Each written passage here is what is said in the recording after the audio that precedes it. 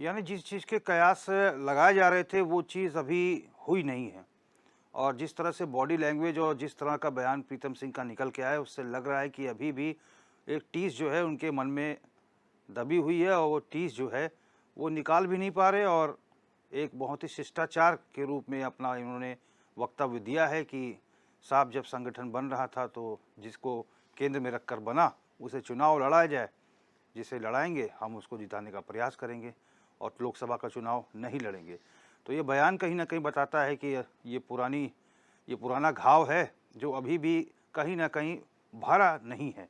और क्या इन तमाम बड़े नेताओं के जो इस प्रकार के अगर बयान आएंगे तो उससे पार्टी कैसे और किस हद तक मजबूत रहेगी, और क्या पार्टी की नैया पार लगेगी, क्या पार्टी के जो वर्कर्स हैं उनका मॉरल डाउन नहीं होगा, क्या इस प्रकार से मना कर देना स्पष्ट रूप से ये कहीं ना कहीं पार्टी के लिए क्या अच्छा सिंबल है। वहीं बीजेपी की अगर हम बात करें तो लगातार चुनावी तैयारियों में जुटी हुई है, नामों को लेकर चिंतन मंथन हो रहा है, राष्ट्रीय अध्यक्ष 28 तारीख को आ रहे हैं। लेकिन फिलहाल चर्चा का केंद्र यही रहेगा कि क्या कांग्रेस में सब ऑल इज़ वेल वाली स्थिति है, या फिर अभी भी कांग्रेस में जो बड़े नेता हैं, एक तरफ तो चुनाव लड़ने के लिए बड़े नेता मना कर रहे हैं, दूसरी तरफ बहुत सारे लोग दम भर रहे हैं। ऐसे में कैसे चुनावी नैया पार लगेगी, इसी पर आज हम चर्चा करेंगे। तमाम मेहमान हमारे साथ जुड़ गए हैं। रविंद्र कुमार जी भारतीय जनता पार्टी के प्रदेश प्रवक्ता हैं, स्टूडियो में हमारे साथ जुड़ चुके हैं, बहुत स्वागत है आपका। आशीष सैनी जी वरिष्ठ नेता वर्चुअल माध्यम से हमारे साथ जुड़ गए हैं, सैनी जी बहुत स्वागत है आपका। वीरेंद्र शर्मा जी राजनीतिक विश्लेषक हमारे साथ स्टूडियो में जुड़ गए हैं, शर्मा जी बहुत स्वागत है। और नेहा उनियाल जी यूकेडी की युवा प्रवक्ता हैं, हमारे साथ स्टूडियो में जुड़ गई हैं, नेहा जी बहुत स्वागत है आपका। तो सबसे पहले आशीष सैनी जी मैं आप ही के पास आऊँगा। हालांकि चुनाव के लिए लड़ने को इच्छुक जो 35 उम्मीदवार जो हैं उनके नाम जो हाईकमान तक जा चुके हैं, लेकिन आज ये बयान निकल कर आना प्रीतम सिंह का और ऐसे बड़े नेता का बयान निकल के आना जिसमें कहीं ना कहीं पुरानी खटास भी झलक रही है कि जिसको केंद्र में रखकर संगठन का ढांचा खड़ा किया गया उसको अगर चुनाव लड़ा जाए तो बेहतर होगा, वो उसको जिताने का प्रयास करेंगे। हाईकमान भी चाहता है कि प्रीतम सिंह चुनाव लड़ें, लेकिन वो मना कर रहे हैं। उधर 35 लोगों के नाम गए हैं, टिहरी से बहुत सारे और लोग भी हैं जो चुनाव लड़ना चाहते हैं। इससे क्या पार्टी का मोरल डाउन होगा? बड़े नेता क्या अभी भी उनके अंदर नाराज़गी है, या फिर वो क्या है वो मुझे भी समझ नहीं आ रहा है। हताशा है कि निराशा है? आखिर क्यों चुनाव लड़ना नहीं चाहते? हाईकमान भी चाह रहा है कि वो चुनाव लड़ें, लेकिन अब पुरानी बात को भी निकाल के उन्होंने आज सामने रख दिया कि जो संगठन का चहेता रहा उसी को अगर लड़ाएं तो ज़्यादा सही रहेगा। आशीष सैनी जी। देखिए, संगठन में एक सामान्य सी प्रक्रिया है कि बहुत से दावेदारों के बीच में से स्क्रीनिंग करके हम अपने प्रत्याशी का चयन करते हैं। ये सभी राजनीतिक दल करते हैं, कांग्रेस करती है, तो कोई विशेष इसमें मुझे दिखाई नहीं दे रहा। लेकिन कांग्रेस को और कांग्रेस के प्रति लोगों के उत्साह को देखते हुए और खासकर विशेष रूप से मेरी आवाज आ रही है ठीक से? जी जी जी सैनी जी आ रही है।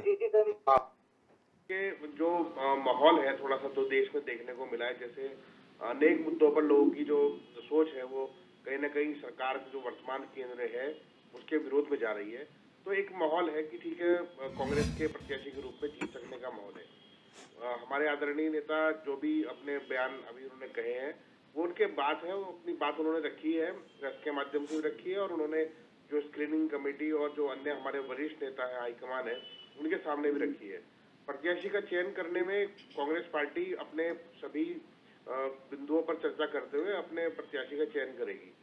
भारतीय जनता पार्टी के पास 5 एमएलए हैं, वो संभवतः उन्हीं को पुनः टिकट देने का काम करेगी, तो इसलिए उनके पास संभावनाएं कम है। और भाजपा में शायद मुझे लगता नहीं कोई ऐसा पैनल बना भी होगा, और अगर वो किसी को बनाना भी चाहेंगे तो दिल्ली में 2 लोग हैं जो अपने आप ही चयन कर लेंगे और वो किसी को न किसी को भेज देंगे। हमारे यहाँ लोकतांत्रिक प्रक्रिया है और उसमें सबका सम्मान करते हैं। वरिष्ठ से वरिष्ठ नेता भी चुनाव लड़ने का उतना ही दावेदारी कर रहे हैं जितना हमारे सामान्य कार्यकर्ता भी कर रहे हैं।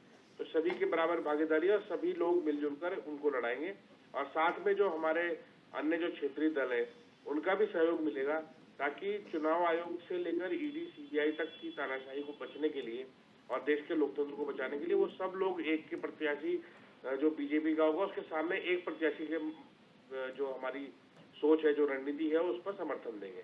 तो हमारी ये सिर्फ ये मानना है कि एक प्रक्रिया है जिसमें विपक्ष विपक्षी दल, क्योंकि इससे पूर्व में हमारे पास वहाँ पर कोई सांसद मौजूद नहीं है और इससे पूर्व जो सांसद रहे थे वो ये उधर चले गए, किसी दूसरे दलों में चले गए, लेकिन इसलिए हमारे पास एक लीडरशिप, अगर हम प्रत्याशी के रूप में देखें तो उसके लिए वैकेंसी है और बहुत सारे दावेदार हैं। पार्टी जिसका भी निर्णय ले लेगी, सबको हम उसको मिलकर लड़ाएंगे। लेकिन सैनी जी, अगर प्रीतम सिंह जी इतना ही कह देते कि वो लोकसभा चुनाव नहीं लड़ेंगे, तब भी समझ में आता कि ठीक है, वो इंटरेस्टेड नहीं है। अब उन्होंने आगे की 2-3 लाइन जो बोली कि अध्यक्ष जी ने संगठन का गठन जिस व्यक्ति को केंद्र में रखकर किया, उसको चुनाव लड़ाया जाए तो ठीक है, ना मुझसे कोई पूछा गया संगठन का विस्तार करते वक्त, ना मेरी राय ली गई, तो मैं चुनाव नहीं लड़ूंगा, हाँ चुनाव जिताने का प्रयास करूंगा। ये कहीं ना कहीं दिखाता नहीं कि अभी भी अध्यक्ष से नाराजगी है? नहीं, देखिए, वो हमारे पार्टी के पूर्व अध्यक्ष हैं और लंबे समय से अपनी विधानसभा का प्रतिनिधित्व कर रहे हैं और पिछली बार के प्रत्याशी भी है, तो उनकी राय निश्चित रूप से पार्टी के प्रत्याशी चयन में उतनी ही महत्वपूर्ण है जितनी किसी भी व्यक्ति की होगी या हाईकमान की होगी। तो उनकी राय और उनके विचार निश्चित रूप से महत्वपूर्ण है। हम उसको एक निर्देश और एक सलाह के रूप में लेते हैं और जैसा भी सबका निर्णय होगा, हो सकता है वही चुनाव लड़े, हो सकता है वो किसी और के लिए तय करें, तो जिसको भी लड़ाएंगे हम तो मिलकर तैयार हैं। हमारी तो लड़ाई सिर्फ ये है कि मुद्दों पे लड़ाई होगी और मुद्दों पे होगी तो हमारी निश्चित जीत होगी। चलिए, रविंद्र कुमार जी, आपका क्या कुछ रिएक्शन है, क्योंकि सीधा मुकाबला आपका कांग्रेस के साथ ही होने वाला है? देखिए, बिल्कुल ठीक है कि हमारा मुकाबला, मुख्य मुकाबला कांग्रेस से ही होना है। लेकिन आज अगर आप रोहित जी, अगर प्रीतम जी का बयान सुने तो 2-3 चीज़ें एनालिसिस होती हैं इसमें, आप बता सकते हैं। एक तो ये कि दर्द तो उनका है और लंबे समय से है, बिल्कुल हाशिए पे रखा गया है इन्हें। और दूसरा, कहीं ना कहीं एक फिक्सिंग भी होती है। देखिए, मुझे ऐसा लगा जैसे कांग्रेस में फिक्स किया जाता है। उन्होंने उनके अगर बात को सुने कि भाई मुझे लड़वाना था तो मेरे हिसाब से संगठन बनाना था, तो क्या कांग्रेस के अंदर जिसे लड़ाया जाता है उसके हिसाब से उसके संगठन के लोगों को बिठाया जाता है? या फिर अगर मेरे मनमाफिक संगठन के लोग नहीं बैठे हैं तो मुझे उन पे विश्वास नहीं है कांग्रेस के ये सब, है ना? तो आप इसे कैसे लेंगे? या फिर ये समझिए कि इस चीज को वो समझ चुके हैं कि भाई यहाँ दाल निकलने वाली, अपना खाम है, अपने आप को जहाँ विधायक बने बैठे हो, अपने आपको रखो कि भारतीय जनता पार्टी मजबूत है। ये कई सारे कारण इस पे एनालिसिस हो सकते हैं कि आखिर, क्योंकि बड़े नेता है। देखिए, प्रीतम सिंह जी कोई सामान्य नेता नहीं है, एक छोटे मोटे कोई 1 या 2 बार का नहीं है। एक बड़े समय से गुलाब सिंह की विरासत को लेके प्रीतम सिंह तक आए हैं। एक लंबे समय से चक्रोता इस बेल्ट पे इनका वर्चस्व रहा है। आज अगर इस स्तर का व्यक्ति जो उत्तराखंड के अंदर, मैं अगर गलत नहीं हूं तो कम से कम 7-8 सीटों पर प्रभाव रखते हैं प्रीतम सिंह जी।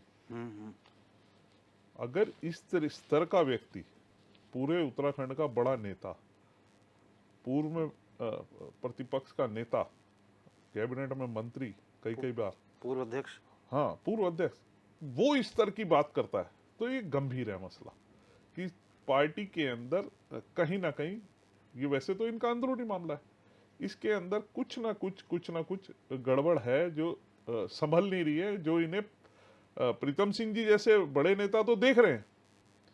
और मैं फिर भी इनको कहूँगा, देखिए हमारे लिए तो बड़े नेता है, क्योंकि ठीक है वो कांग्रेस के नेता है लेकिन उनका सम्मान है। देखिए, वो कहीं ना कहीं इस चीज को बड़े दबाते, छुपाते, ढकाते हुए अपने बयान को दिया है कि किसी तरीके से उनका दर्द जो है वो झलक तो रहा है, लेकिन फिर भी कांग्रेस को बचाते बचाते वो कई सारी चीजें खोल गए। अगर इसमें अभी हमारे राजनीतिक विश्लेषण जो करेंगे वो इसे समझेंगे कि क्या है, ये क्या चीज है जो, और वो कौन है जिसके पहले से ही तय कर रखा है कि यहाँ से ये लड़ेगा। इसका मतलब पहले से ही तय हो जाता है। देखिए, भारतीय जनता पार्टी में मैं कहूँ, हमारे यहाँ नहीं होता। हमारे यहाँ तो अभी मैं देख रहा था राज्यसभा की, मध्य प्रदेश की महिला की अध्यक्ष को, वहाँ की, वो रोटी बना रही थी, घर में बेल रही थी, तो फोन आता है, लड़का ने उठाया फोन, उनने कहा मम्मी तुम्हें पता है राज्यसभा के लिए नामित हो गई हो आप। तो एक सामान्य कार्यकर्ता उसको फोन आता है, क्योंकि हमारे ऊपर के नेता हर एक उसको देख रहे हैं कि कौन कितना काम करने वाला। यहाँ पे या तो ये फिक्स है कि भाई मेरे हिसाब, मैं चुनाव लड़ूंगा तो संगठन मेरे हिसाब से मेरे लोग बैठने चाहिए, और अगर आप मुझे लड़ाओगे तो मैं नहीं लड़ूंगा भैया, पता नहीं कौन से लोग बिठा रखे हैं आपने, हैं सब कांग्रेस की, ये सब मुझे निपटा देंगे। है? तो ये सारी चीजें क्या है ये तो कांग्रेस ही बता पाएगी, लेकिन हाँ इतना राज जरूर परिवार को छोड़कर सामान्य कार्यकर्ता को लड़ाइए ना। ये तो आपका दुख सुन के मुझे ही घबराहट हो गई कि हमने पता नहीं कितना बड़ा काम कर दिया। मतलब निवेदन करूंगा कि आप टीवी से अब की बार राज परिवार की तरफ देखने बजाय सामान्य कार्यकर्ता को लड़ाइए। देखिए, हम भी आपका गुणगान कर लेंगे, धन्यवाद दे देंगे आपको। सामान्य कार्यकर्ता हो या राज परिवार का हो, आशीष भाई, हमेशा मैं तो कह रहा हूं, चुनाव वही धन्यवाद लड़ा देना। जाता है जो जीतने के लिए हमें भी जीतने खुशी के लिए मिलेगी, होता है। आपने देखिए इतना आप बढ़िया उदाहरण है जो आपको WhatsApp आप से मिला जो है। कैंडिडेट होता है वो आदरणीय जीतने के की लिए होता है। कहानी। आप बताइए, आपने आपके संगठन का व्यक्ति, इतना बड़ा व्यक्ति, वो ये कह रहा है भाई मुझे अगर लड़वाना तो मेरे को बताते, मेरे हिसाब से संगठन बनाते। इसका मतलब आपके लोगों पे विश्वास ही नहीं है उन्हें। नहीं, मतलब आपको मेरे लोग केवल होंगे, आपके और हमारे मतलब जो होंगे वो कांग्रेस के ही, उनकी लेकिन जानकारी मेरे के लिए होंगे। बता दूं कि जो वर्तमान नहीं में सुनिए, उत्तराखंड देखिए इसे प्रदेश ढकने कांग्रेस छुपाने कमेटी की बात ना गठित है, करिए। वो देखिए आदरणीय प्रीतम सिंह द्वारा ही गठित की देखिए, गई है।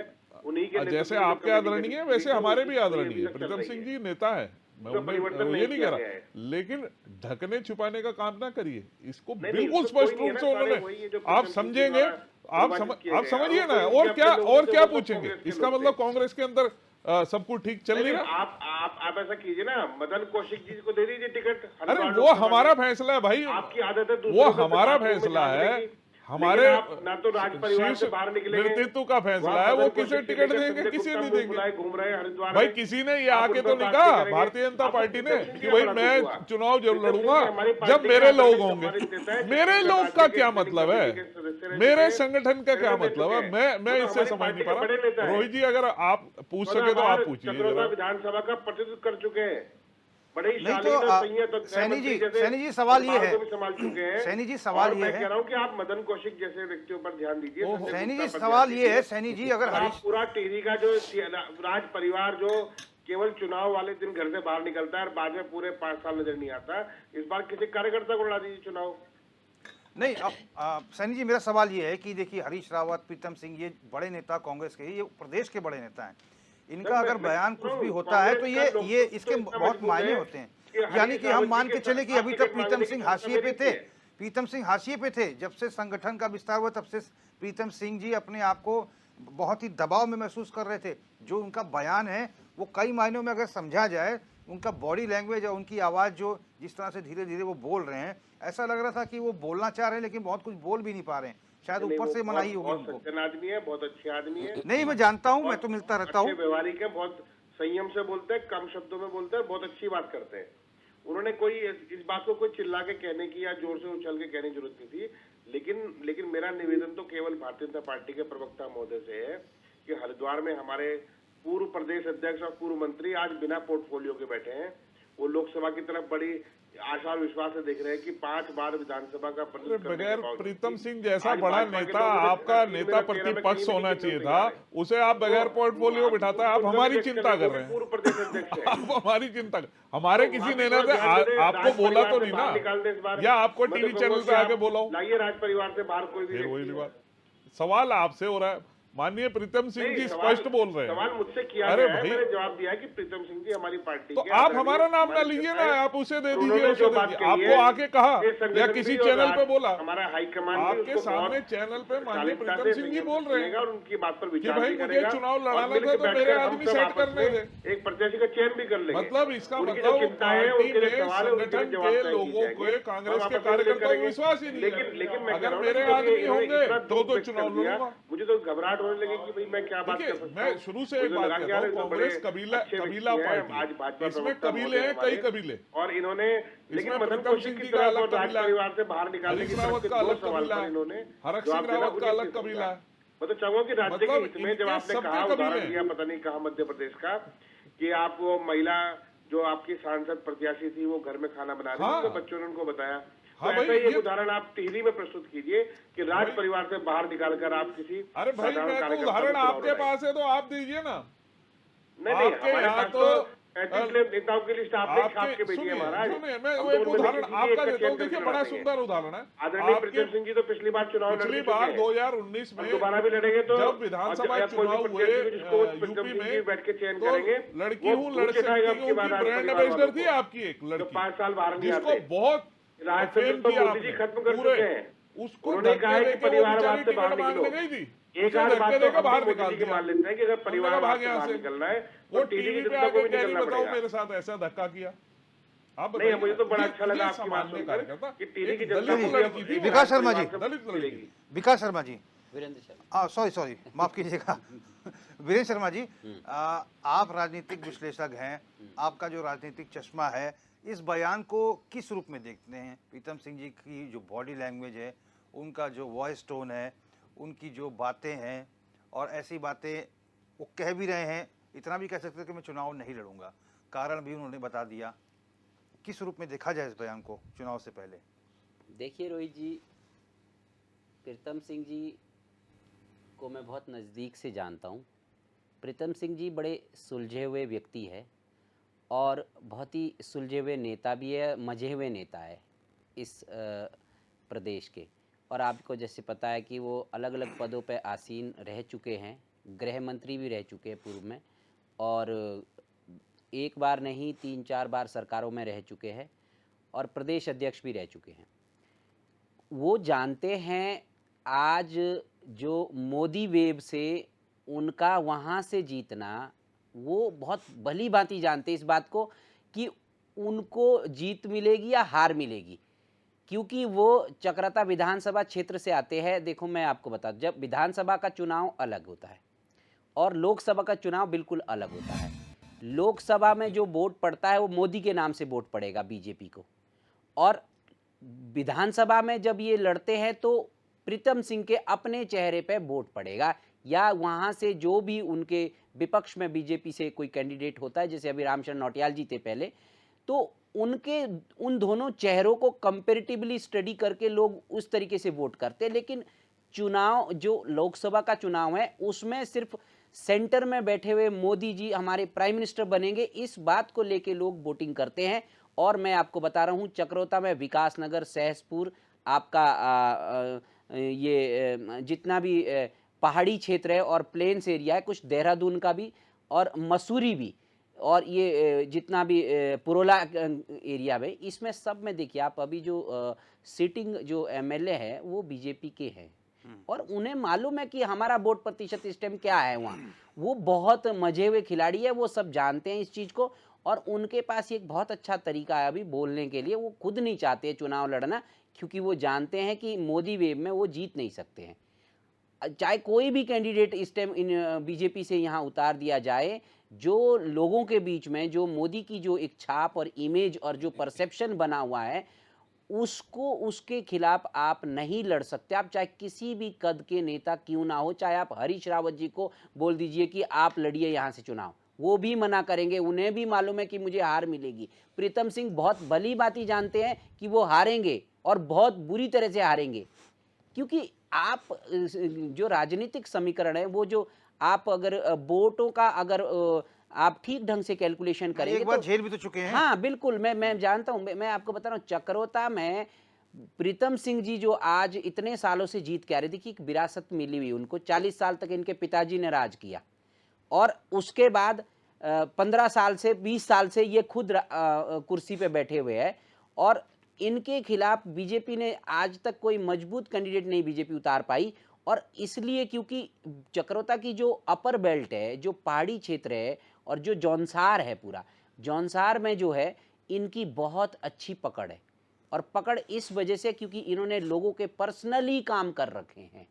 बहुत लंबा कैरियर है इनके परिवार का, ये आज से नहीं, मैं कह रहा हूँ 40 साल इनके पिताश्री ने काम किया है, और 15-20 साल से खुद ये काम कर रहे हैं।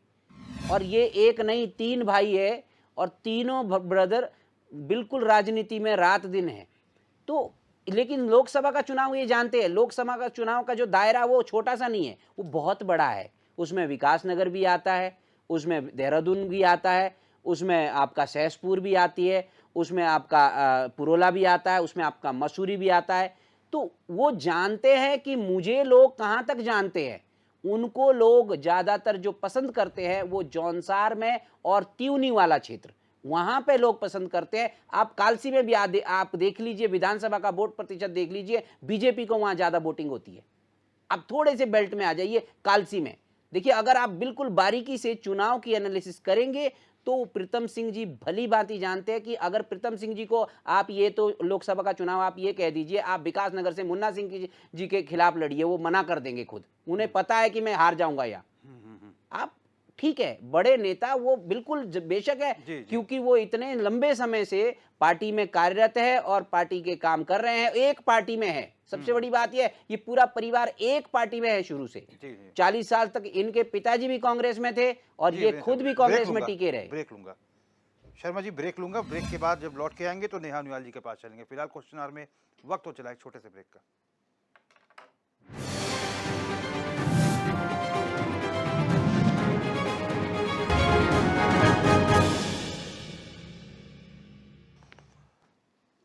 ब्रेक के बाद क्वेश्चन आवर में आपका स्वागत है और बात हम कर रहे थे कांग्रेस के दावेदारों को लेकर। एक तरफ तो दावेदारी पूरी तरह से खुल के हो रही है, लेकिन वहीं बहुत सारे ऐसे नेता हैं, बहुत सारे क्या कहें, फिलहाल इसके पहले एक बयान हीरा सिंह बिष्ट का भी आया था। उन्होंने भी कहा था वो टिहरी लोकसभा से चुनाव नहीं लड़ना चाहते, वो हरिद्वार से लड़ना चाहते हैं। अब प्रीतम सिंह जी भी मना कर रहे हैं कि मैं लोकसभा चुनाव लड़ूंगा ही नहीं, टिहरी की तो बात ही नहीं है। ब्रेक पे जाने से पहले मैं वीरेंद्र शर्मा जी के पास था, छोटा सा वक्तव्य और देना चाहते हैं। शर्मा जी अपनी बात को कंक्लूड कर दीजिए। देखिए रोहित जी, मैंने कहा था कि ये जो प्रीतम सिंह जी ने का मना करने का जो मेन रीज़न है वो ये है कि वो जानते हैं स्थिति को और उन्हें मालूम है कि अभी बलि का बकरा क्यों बने हम। अगर एक बार आप इलेक्शन लड़ गए और हार गए, आपकी विधायकी तो जाएगी जाएगी जो आपके पास है अभी, और दूसरा यह है कि आगे के लिए आप पे एक हार का ठप्पा लग जाएगा और उसका नुकसान उनको फिर विधानसभा में भी उठाना पड़ेगा। इसलिए वो बहुत अच्छे से जानते हैं कि मेरे को यहाँ लड़ना है या नहीं लड़ना। उनके पास ये बहुत अच्छा बहाना ज़रूर है, क्योंकि ये बात ज़रूर हुई होगी संगठन में, जो अपनी नाराज़गी वो जता रहे हैं, जो अपनी बात रख रहे हैं, वो ज़रूर हुई होगी कि जब करण महाराज जी ने यहाँ पे जो पदाधिकारी बनाए क्षेत्र में, तो वो उन्होंने अपनी मर्जी से बनाए होंगे। उस वक्त उनको पूछा नहीं होगा उस चीज़ के लिए। भाई अब वो पार्टी के अध्यक्ष है तो हर अध्यक्ष पिछले अध्यक्ष को ना पूछता, ये तो आजकल की प्रथा है भाई। अब कौन इतना जिसको कुर्सी मिलेगी वो अपनी कुर्सी का इस्तेमाल अपने हिसाब से करता है। अभी आपने कहा कि उन्हें विधानसभा की सदस्यता छोड़नी पड़ेगी। अगर कोई विधायक लोकसभा का चुनाव लड़ेगा तो सदस्यता छोड़ने कोई आवश्यकता नहीं है। सदस्यता नहीं छोड़नी पड़ती, सदस्यता नहीं छोड़नी पड़ती। मेरा कहना ये है, पड़ती। नहीं सुनिए, आप मेरी बात सुनिए। देखिए उनको पता है कि वो हारेंगे यहाँ से, वो बिल्कुल बहुत अच्छे से जानते हैं, और ये सैनी जी भी जानते हैं जो बैठे हुए यहाँ पे हमारे वरिष्ठ कांग्रेस नेता, ये भी जानते हैं इस बात को। हमें तो सैनी जी को तो विश्वास है कि इस बार भारतीय जनता पार्टी के खिलाफ अग्निवीर से लेकर महिलाओं से लेकर और अंकिता भंडारी के जो लोग हैं वो सब लोग, भाई साहब आपने अंकिता भंडारी के मुद्दे को के सिवाय आपने जेन्युइन मुद्दे तो उठाए नहीं है।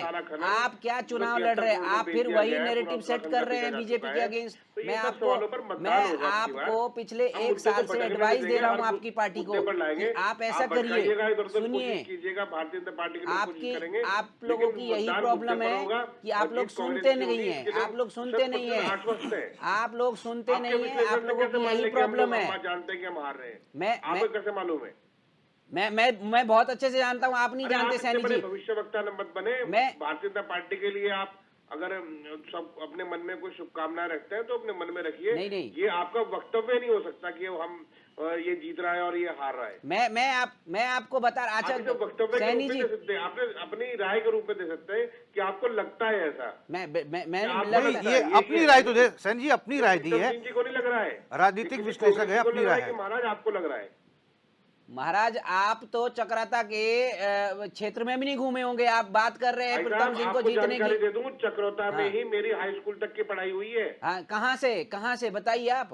हाँ, चक्रोता विधानसभा में ही। अच्छा। और हमारे परिवार के लोग हमेशा गुलाब सिंह जी को भी वोट देते रहे हैं। जब हम जवान हुए हाँ, हमने तो भी बस उनको वोट दिया है, प्रीतम सिंह जी तभी को। तभी वो जीत के आए, तो आपको- तभी वो जीत आपको के पता आए, लग जाए क्योंकि कि आप डाकपत्थर, कालसी, ढकरानी और इन जगहों पर हमारा बचपन बीता है। बिल्कुल ठीक बात है ये आपकी। नहीं कि मेरे नाम के आगे जो सरनेम है उससे आपने अंदाजा लगा लिया कि मैं पहाड़ का निवासी नहीं हूँ। चलिए वो कोई बात ये नहीं, बहुत चक्रोता अच्छी बात विधानसभा है। का निवासी रहा हूँ। नहीं नहीं, बहुत अच्छी बात नहीं, है। आप इसलिए लेकिन राजनीतिक विश्लेषण करते समय आप केवल सच्चे मन से जो आपके मन में भाव है आप इतना कह सकते हैं मैंने कि हो आज सकता है आपको उनको मैंने लगाओ। अपने सच्चे मन की बात बता दी। अगर जिस दिन रिजल्ट आएगा, अगर उस दिन अगर आप चुनाव लड़ाइए प्रीतम सिंह जी से, और फिर मेरे को आप जवाब दीजिएगा जो मैंने आज बात रखी है सच्चाई से। और मैं ये भी बता दूं कितने हजार वोटों से, कितने उससे जीतने का मार्जिन क्या रहेगा वहां।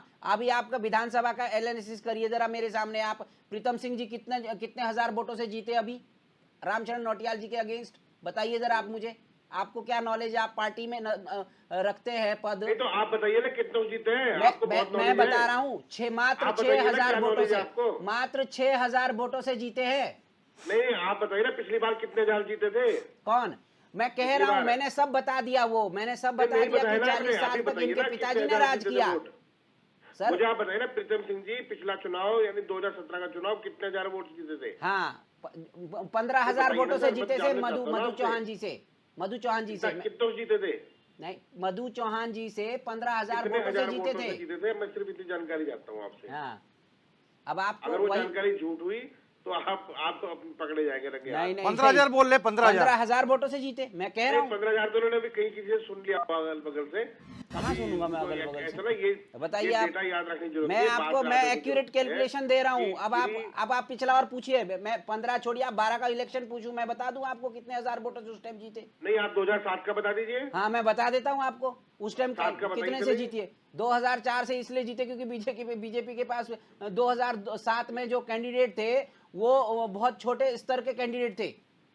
क्या बात कर रहे हैं आप अब नहीं, लड़ाइए आप- अगला नहीं, चुनाव। मुझे क्या बात करनी चलिए है? मैं नेहा जी के सैनी पास जी, जा रहा अगला हूँ। चुनाव अरे मैं मैं आज कह रहा हूँ आपको इसी शर्मा जी, मैं बात अपनी को नेहा जी के कि पास पहुंचा ही आपका नहीं। अगला चुनाव सैनी कांग्रेस जी। चक्राता क्षेत्र हारेगी। क्या कहा आपने? नहीं तो आप भविष्य सरकारी में। जूते सीधे करने के लिए सरकारी प्रचार के लिए बैठे हैं क्या यहाँ पर? नहीं नहीं, हम तो चलिए। आपकी आप तारीफ लग रहा है करते ना, हैं आपकी सर। भाषा नेहा से लग रहा है। नेहा उनियाल जी, नेहा उनियाल जी, आप- नेहा आप उनियाल जी।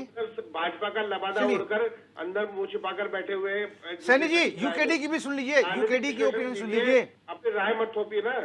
सैनी जी, यूकेडी का ओपिनियन हमारे सुन लीजिए। बीजेपी के जो प्रवक्ता महोदय अगर वो दावा करेंगे मैं अच्छा लगेगा, लेकिन आप दावा किस लिए कर रहे हैं? चलिए वो करेंगे भी, हाथ उठा रहे थे कि मैं बोलूंगा।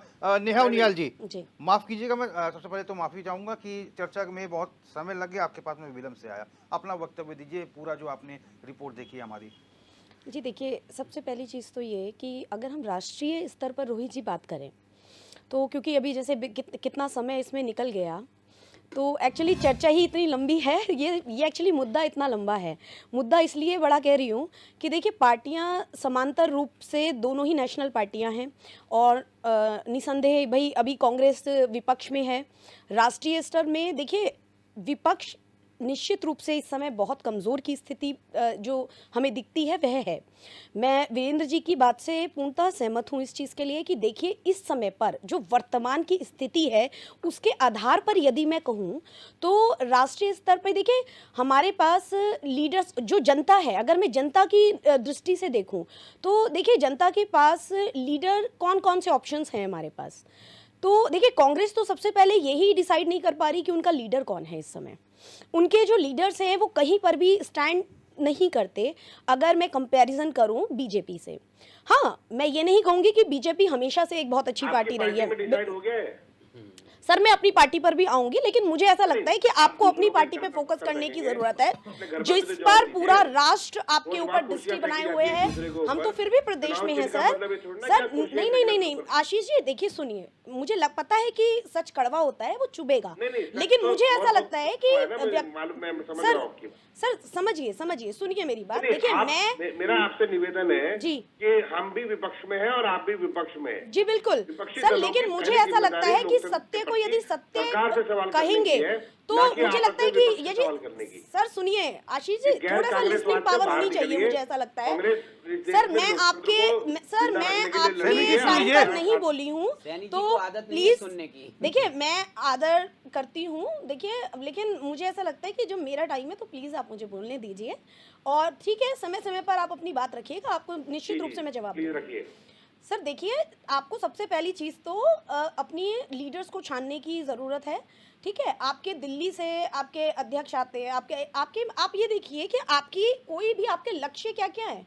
कभी आपको लगता है जिस समय पे चुनावों का टाइम आता है, उस समय पे आप धरनों के लिए उतरने के लिए इच्छुक होते हैं। सर और टाइम पर आप क्या करते हैं? आपके ये देखिए कितने दल आपके बने हुए हैं। आप छोटे-छोटे आप राष्ट्रीय पार्टी हैं, सर आपको ये चीज़ शोभा नहीं देती, पहली चीज़। दूसरी चीज़ आपने बोला ना कि मैं प्रदेश में भी आऊँगी, पर उससे पहले मैं थोड़ा-सा जो अभी सत्ताधारी हैं, मैं उनके ऊपर बात करना चाहूँगी। मुझे लगता है जनता का उसमें उनको ज़्यादा उसकी जानकारी उनको ज़्यादा लाभ मिलेगा। तो जहाँ तक अभी वीरेंद्र शर्मा जी, रविंद्र कुमार जी। रविंद्र जी अभी बता रहे थे, तो देखिए निश्चित रूप से ये बात तो बिल्कुल सही है कि राष्ट्रीय स्तर पर आज अगर हम विश्व पटल की बात करें तो निश्चित रूप से मोदी जी के कार्यकाल में हमारा जो हिंदुस्तान है वो बहुत ही अच्छे से उभरा है। हम उसकी सराहना करते हैं और उनका समर्थन भी करते हैं। लेकिन अगर मैं बात करूं, देखिए इनके जितने भी कार्य हैं रोहित जी, क्योंकि आज मुद्दा जो है प्रदेश की बात मैं कर रही हूँ और अभी लोकसभा चुनाव की हम बात कर रहे हैं, तो लोकसभा चुनाव में देखिए केवल एक उत्तराखंड में क्योंकि 5 ही सीटें हैं, तो मुझे लगता है कि वे इतना महत्वपूर्ण नहीं रखती बीजेपी के लिए, क्योंकि बीजेपी का बहुमत निश्चित रूप से मैं जैसे कि मैं कह रही हूँ कि उनके विपक्ष में केवल एक ही पार्टी है और वह बहुत ही कमज़ोर की स्थिति में आज दिखाई पड़ती है। सर ये मैं नहीं कह रही हूँ, ये जनता का ही जनादेश है। तो निश्चित रूप से बीजेपी इसमें मुझे लगता है कि एक मोदी जी का चेहरे पर ही उनको वोट पड़ेंगे और वह अच्छा भी है क्योंकि अभी दूसरा लीडर है नहीं। और एक चीज़ और है नेहा जी ना, जी पूरे देश में जी इस समय की स्थिति की अगर बात करें तो पूरे देश में उत्तराखंड की जो भारतीय जनता पार्टी है उसका संगठन सबसे ज़्यादा मजबूत है, यानी कि उत्तर प्रदेश से भी मजबूत है भारतीय जनता पार्टी का उत्तराखंड का संगठन इस समय में। रोहित जी देखिए, मैं जब प्रदेश की बात करूंगी, गलत तो नहीं कह रहे रविंदर जी? देखिए प्रदेश की बात जब मैं करूंगी तो सर बीजेपी में एक चीज़ जो आजकल बड़ी देखी जा रही है, क्योंकि मैंने वही कहा, जैसे कि मैंने भी कहा कि उनके पास लीडर्स बहुत अच्छे हैं इस समय, उनके पास लीडरशिप बहुत अच्छी है। जब मोदी जी बोलते हैं तो इनके सारे लीडर्स जितने भी नीचे नेता हैं वे सभी एक दृष्टि से उनको देख करके बहुत ध्यानपूर्वक सुनते हैं और उसी पर ही डिसीजन होता है। लेकिन यदि मैं प्रदेश की बात करूं तो देखिए प्रदेश में वैसे तो लोकसभा के लिए 5 सीटें कोई इनके लिए बहुत बड़ी मायने नहीं रखती, लेकिन निश्चित रूप से हम तो उसमें भी रेस में बिल्कुल भागीदारी अपनी निभाएंगे और स्थानीय मुद्दों के साथ हम जन जन तक जाकर के अपने 5 सीटों पर हम भी अपने प्रत्याशी को उतार रहे हैं। लेकिन सर प्रदेश की, जैसे अभी आप कह रहे थे कि संगठन बड़ा मजबूत है, तो सर एक चीज़ मैं इनसे पूछना चाहती हूँ रविंद्र जी से कि प्रदेश में जब इतना मजबूत आपका संगठन है तो सर आप जनता की आवाज़ को सुन क्यों नहीं पा रहे? आप उनके मुद्दों पे कार्य क्यों नहीं कर पा रहे सर? आप मुझे बताइए। देखिए बीजेपी और कांग्रेस की यदि मैं बात करूं तो निश्चित रूप से राष्ट्रीय स्तर पर बीजेपी बहुत अच्छा कार्य कर रही है। उनके जो मुद्दे हैं जैसे कि 370 था और आपका ये 3 तलाक है और भी मतलब जितनी भी चीजें हैं ये सारे केंद्रीय मुद्दे हैं। सर आप मुझे बताइए, अनुमति एक मिनट सुनिए आशीष जी, सुनिए थोड़ा सा सुनिए प्लीज। अभी हमारे प्रदेश की बात हो रही है, आप प्लीज थोड़ा सा सुनिए। मुझे लगता है कि ये बहुत ही संवेदनशील मुद्दा है इस समय पे जो मैं बात कर रही हूँ। रोहित जी प्लीज इनको रोकिए थोड़ा। देखिए प्रदेश में जो कार्य होने चाहिए थे, इस प्रदेश को बनाने का जो महत्वपूर्ण जो निर्णय था वो इसलिए ही हुआ था क्योंकि यहाँ की जो भौगोलिक संरचना है, यदि मैं उस पे जाऊंगी तो देखिए उसको बचाने की बात थी, उसकी अस्मिता को बचाने की बात थी, यहाँ की प्रकृति को बचाने की बात थी, इसीलिए यह राज्य बना था।